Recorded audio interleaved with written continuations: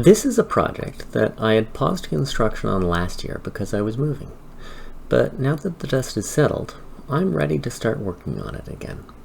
At the heart of this scene is this wooden thing, which I built to house a prism that I took for an old piece of surveying equipment. When I found this glass, I realized that I could use it to get a ghostly floating head effect. Now I wanted to go with an Edwardian setting, so I built a mahogany structure around the prism to make it look like a vintage penny arcade machine. The base is a small wooden box that I made. I left a hollow space to allow all the electronic components to be inserted when the time comes. On the surface, I used some coffee stirring sticks to lay down some hardwood flooring. To make the floor, I laid down coffee stirrers cut to various lengths and smeared some wood filler to cover up any gaps, and then sanded it. I then sponged on a wash of thinned out acrylic paint and wiped it away. Finally, to get that vintage wooden floor look, I polished the wood with a small amount of furniture polish. After that, it was time to move on to bigger and better things.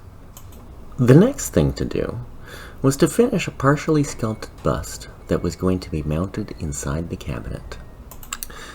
I started by sculpting a dress for her using a mixture of green stuff and milliput. I gave the dress a lace collar as well, but the detail here isn't too important since, in the end, this figure will be partially obscured. For the hair, I decided to keep things simple by sculpting it in a bun that was worn at the back of the head. To paint the figure, I started with a coat of black paint, and since I wanted to go for a high contrast look, I painted the highlights in white, then dry brushed some Games Workshop fluorescent paint over top. The figure was sculpted wearing a dress based on one that I found in the spring-summer edition of the 1910 Eaton's catalog. By this stage the figure was almost finished, but there were still a few things I had left to do. Since I didn't really feel like sculpting hands this time around, I took a pair from some extra 1/35 scale arms that I had lying around. After that, I fleshed out her arms and then gave her some sleeves. The next step was to sculpt the hair. I sculpted her wearing it in an updo, since that seems to have been the style at the time. I made the top of her hairdo as flat as possible, since I needed to rest a hat on top of it. To make the brim of the hat, I started by mixing some green stuff and letting it sit for about an hour. Then I rolled it and cut a circle in the shape of the brim. After that, I placed the brim on her head and formed it into the shape that I wanted. The next stage was to build up the cap. I did this using my usual blend of green stuff and milliput. Once this was done, I was ready to start decorating. I started by making some fake flowers. These are easier to make than they look. I first made a small teardrop shape and then added layers of petals around it. Once you get the hang of this technique, it becomes pretty easy to make them. I learned this by shamelessly copying cake decorating videos. The next thing to do was to make her hat band and a bow. For both of these, I opted to use green stuff, which I rolled flat after leaving to sit for about an hour. I then cut several strips of putty, the first of which I used to make her hat band. The remaining strips were formed into loops and then attached one by one to the side of her hat to form a bow.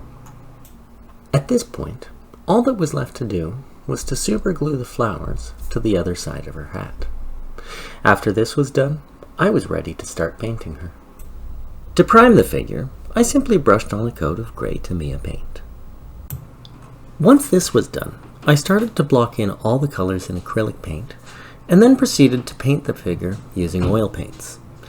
I'd started using oil paints recently, in part because they were used by most of my favorite pulp illustrators, and I've since come to appreciate the longer working time and blending properties of these paints.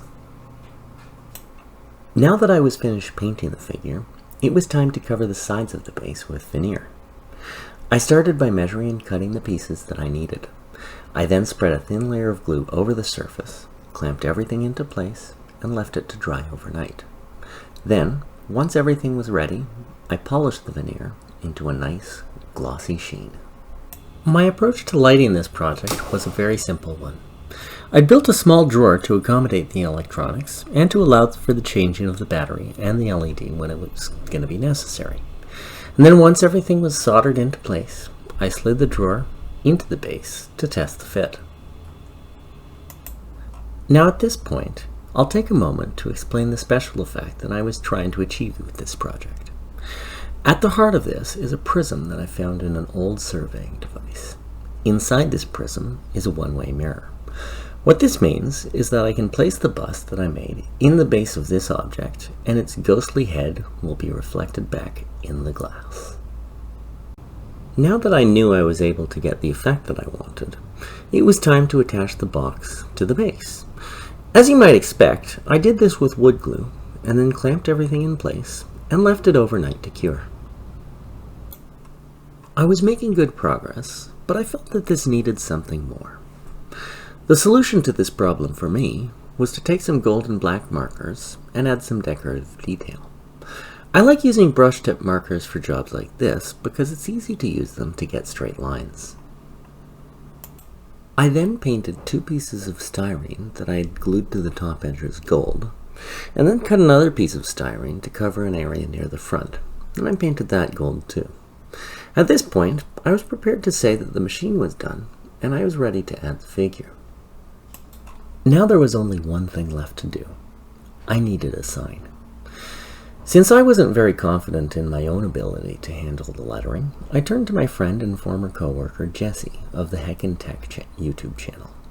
Seriously, if you're into old technology stuff, check him out. You can find the link to his channel in the description. So he came up with a design for me that I printed and I attached to the model. And that's the end of it. Overall, I'd say that I'm very happy with how this turned out.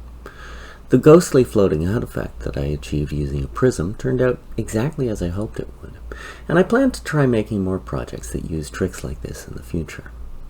I regret that I hadn't documented the earlier stages of this build, and if anyone has any questions about it, then by all means leave them in the comments.